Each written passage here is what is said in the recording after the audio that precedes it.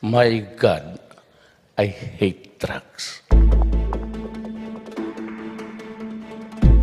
It's one of the government's most ambitious infrastructure projects, the country's first ever subway train system connecting several cities in Metro Manila. The massive project aims to connect Quirino Highway in Quezon City and the Ninoy Aquino International Airport in Parañaque City. But as our Rex Remitio tells us, officials are appealing for patience with the traffic the construction will cause. Sa mga nagduda at nagtapon ng agam-agam, Sir Ma'am, ang subway station ay totoo at totoo at totoo. Transport officials proudly calling it a quote, incredible and project of the century. The Metro Manila subway project breaks ground at its planned depot in Valenzuela City. This is the country's first ever subway and one of the Duterte administration's flagship projects. It will help address Metro Manila's traffic mess. The subway will be 36 kilometers long, covers 7 cities, and has 15 stations that extend from Quirino Highway in Quezon City to the Ninoy Aquino International Airport's Terminal 3 in Pasay City. 2 stations will be in Ortigas District in Pasig City and 2 in Bonifacio Global City in Taguig. With a speed of up to 80 kilometers per hour, the subway will be twice faster than the MRT-3. It usually takes commuters and motorists from Mindanao Avenue 2 to 3 hours to reach NAIA Terminal 3. Transport officials say this will be reduced substantially to just half an hour if they take the subway once the whole train line is fully operational. The Transportation Department plans to operate 3 stations in Quezon City by 2022. These are in Mindanao and Quirino Avenues, Tandangsora Avenue, and North Avenue. The rest of the 15 stations will be fully operational by 2025. The subway system will serve up to 370,000 passengers per day. Officials also say the subway will be able to withstand disasters like earthquakes and floods. Flood control equipment will be installed to make sure the tracks will not get flooded. Tunnel boring machines will hasten excavation works. Ayun nga yung sinasabi natin, incredible subway. Kasi we will follow the incredible ways of Japan na expose sa earthquake, expose sa baha. Yung teknolohiya ho nila, bit-bit natin sa Pilipinas. Officials admit traffic will get worse in construction areas, but they say these sacrifices are needed for long-term development. That's why they're appealing to the public for patience and understanding in the coming years. So lahat ito, no, may kapalit na traffic yan. Ang maganda lang, i-manage natin para inconvenience, hindi ganun katindi. Tugade meanwhile denies claims they began the project in time for the campaign period. However, he is appealing to the public to continue supporting the Duterte administration and its programs. They're also hoping the next administration will pursue the project for the sake of commuters. Rex Remitio, CNN, Philippines. Okay, so like all things, all big things such as this, yes, we do expect a lot of traffic to actually happen. And I mean, do you guys remember when the Skyway was being built and how us Alabamians had to, you know, I mean, heading the south, it was really an excruciating traffic. I remember that. Yesterday we were talking to somebody from the Transportation Department. Yusek, yes. Batan. And he was saying most of the work will be underground and not above ground. But of course, we have to lower expectations with regards to will it affect traffic. Of course, every construction will affect traffic, but we just have to be patient because long-term nga to eh. One concern, though, that a lot of people might be having is that when the rainy season does happen, and if there are already holes underground, and we know how bad flooding actually gets along EDSA. So that is one thing. I'm curious to see how they'll be able to protect the hole and, you know, to stop it from... Well, hopefully with all the Japanese engineering and... They figured it out. I hope they're a whole step ahead of all of us. I agree. But, you know, looking forward, maybe it's too soon to talk about it, but when these trains are actually operational, I wonder if they will have the appropriate or number of trains. You know, will the frequency of train arrivals be sufficient to actually make a difference? Because other train systems right now, you know, you're standing in line for like 30 minutes or more waiting for a train. In Japan, in Hong Kong, it's 2-3 minutes. Let us know what you think. Go to Facebook or tag us at CNN Philippines. Meanwhile, we bring you more news. Here is the Business Report.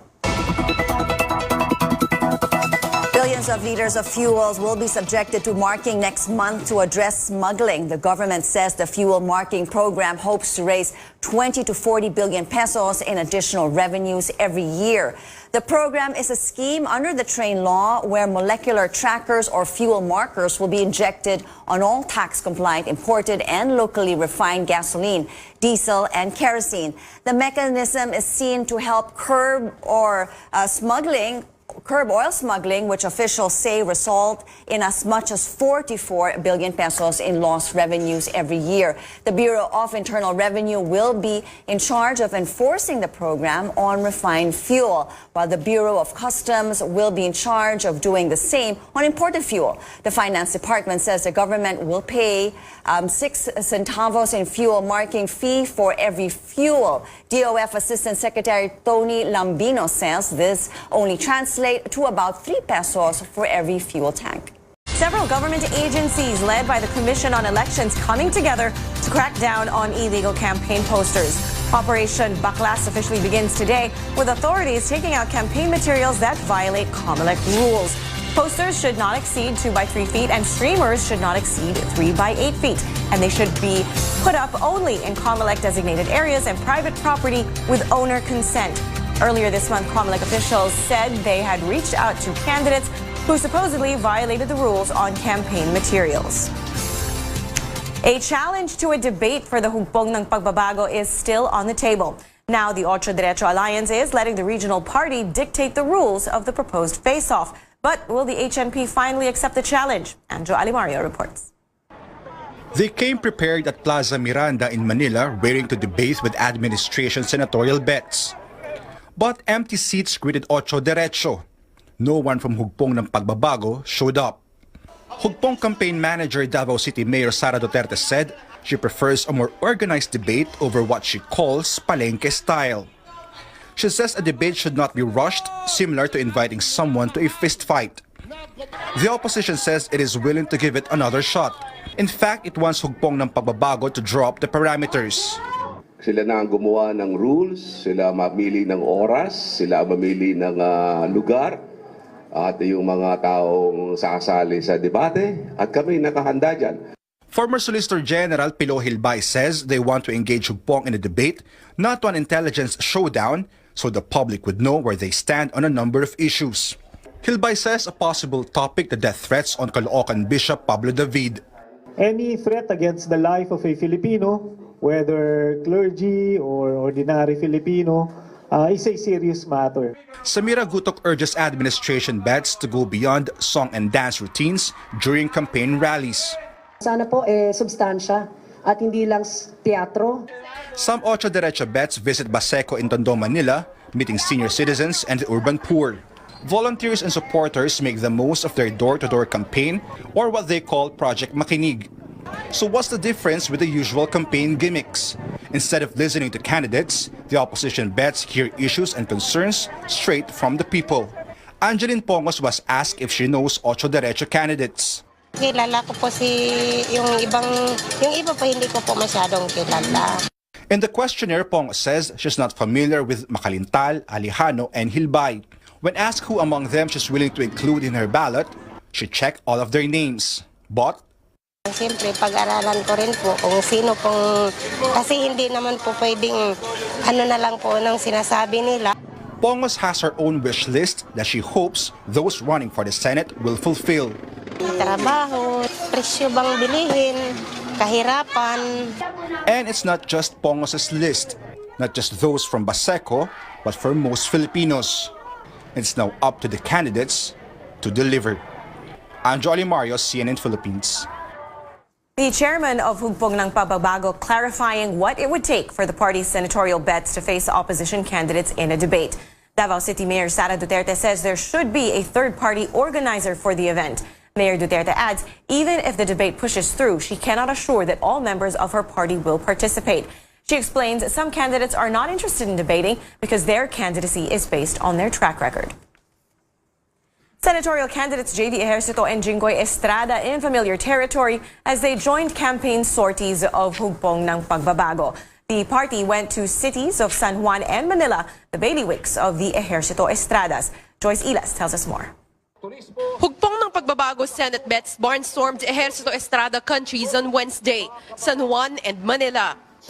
In San Juan, a big tarpaulin featuring both Senator J.V. Ejercito and former Senator Jinggoy Estrada was displayed near the front of the stage.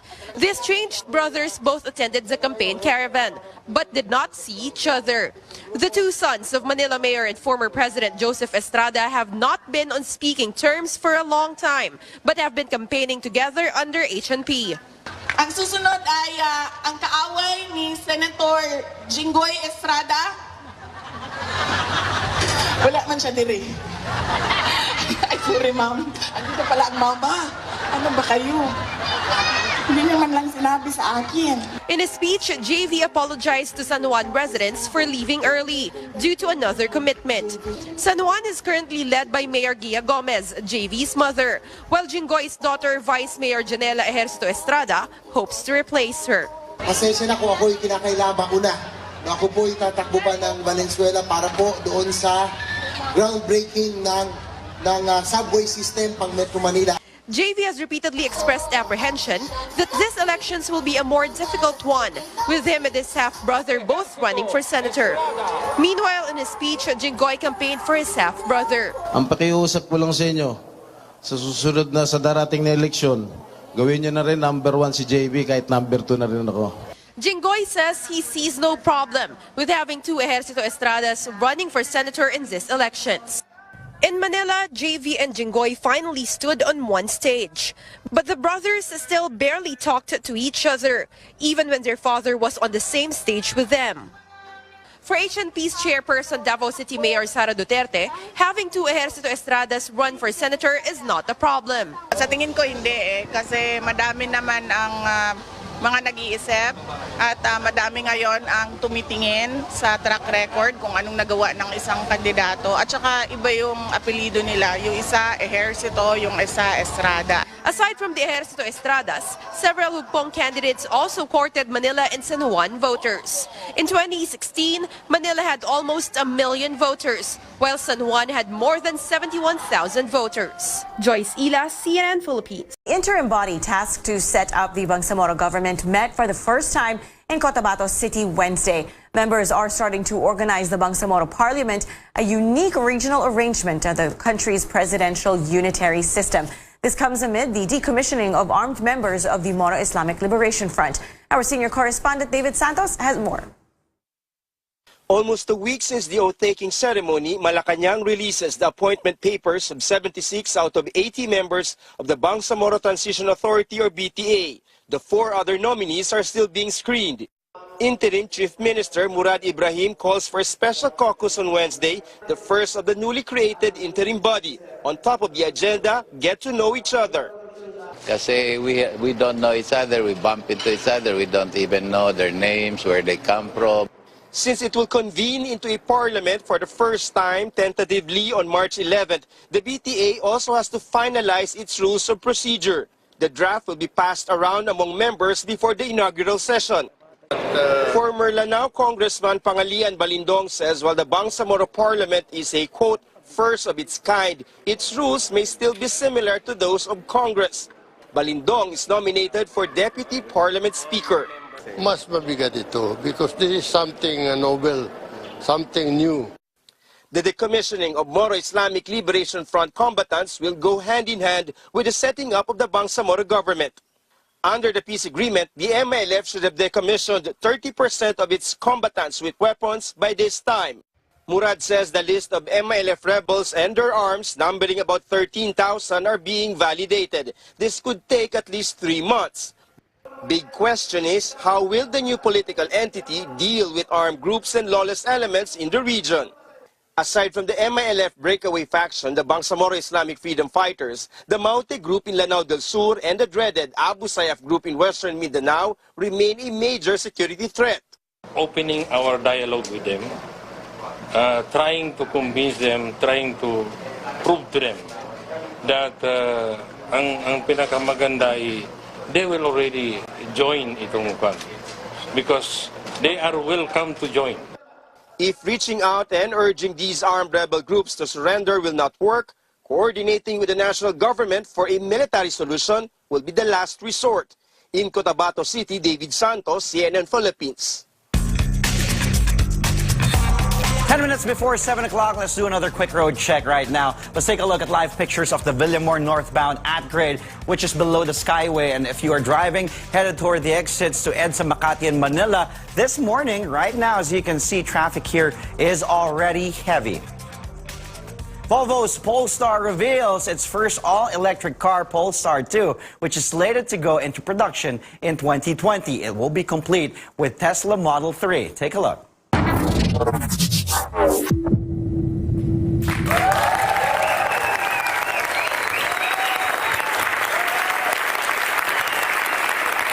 Polestar 2.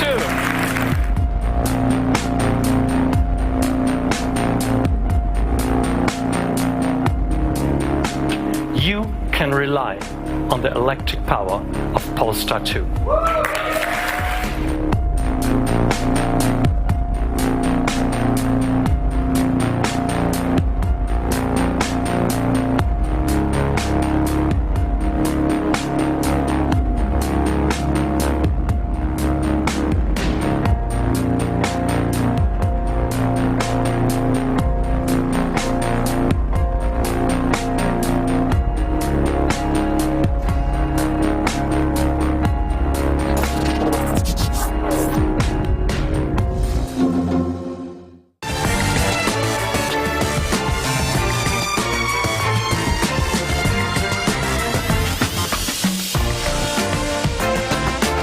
Loud cheers welcome Miss Universe Catriona Gray as she visits charity organizations. The beauty queen reunites with students of Young Focus, a foundation that offers education to underprivileged children. In 2016, Gray began volunteering as a teacher's assistant in Tondo, Manila.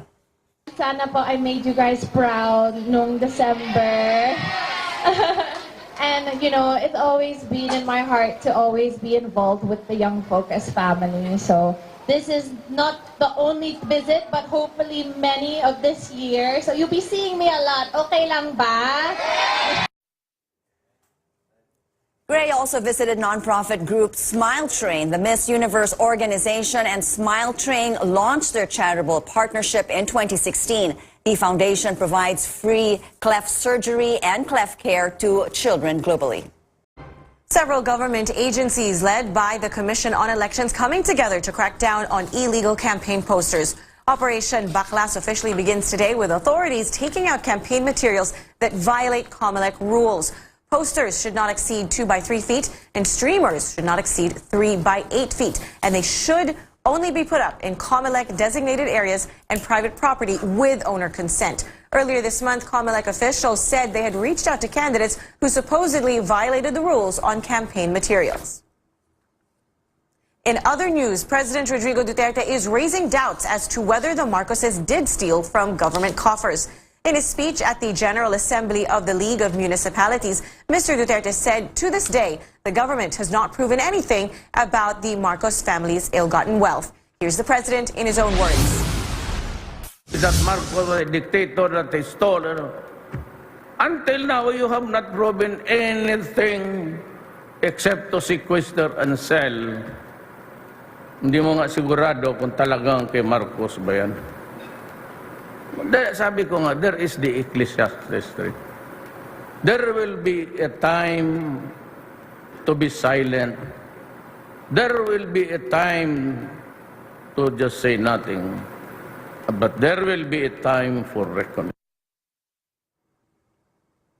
In the same speech, the president called out the so-called yellows for opposing the burial of former President Ferdinand Marcos at the Libingan ng mga bayani. He again defended the decision to allow the burial. He says the law is clear on who may be buried at the cemetery, and former presidents are among them. A new survey shows majority of Filipinos remain torn on whether or not to believe authorities' claims that a crime suspect was killed because he resisted arrest, or locally called nanlaban. Data from the latest social weather station survey show 4 out of 10 or 44% of Filipinos are undecided over the Nanlaban claims. 28% of Filipinos believe the reason, while another 28% do not. The survey was conducted from December 16th to 19th last year among 1,440 adults. A previous survey in June of 2018 also showed most Filipinos were torn on the issue. Meanwhile, in the same survey, 68% of respondents believe that policemen are involved in the illegal drug trade, while 66% believe some authorities are involved in extrajudicial killings of suspects of the drug trade. A priest in Negros Occidental is facing rape charges after allegedly molesting a 4-year-old girl. The alleged victim is a daycare pupil whose mother works as a secretary of the church. The parents of the victim reported the alleged sexual molestation to the police last week. The 41-year-old priest allegedly kissed the victim and touched her genitals in several occasions. The most recent incident was on February 8. The suspect denies the accusations. Billions of liters of fuel will be subjected to marking next month to address smuggling. The government says the fuel marking program hopes to raise 20 to 40 billion pesos in additional revenues every year. The program is a scheme under the train law where molecular trackers or fuel markers will be injected on all tax-compliant, imported and locally refined gasoline, diesel and kerosene. The mechanism is seen to help curb oil smuggling, which officials say result in as much as 44 billion pesos in lost revenues every year. The Bureau of Internal Revenue will be in charge of enforcing the program on refined fuel, while the Bureau of Customs will be in charge of doing the same on imported fuel. The Finance Department says the government will pay 6 centavos in fuel marking fee for every petroleum product. DOF Assistant Secretary Tony Lambino says this only translates to about 3 pesos for every full tank. Napakababa po ng contribution nito. So negligible po pagdating sa inflation. The program will also task monitoring teams to ensure that fuel sold in retail stations are properly marked. The program is expected to be launched next month, starting with concerned officials currently finalizing the implementation guidelines.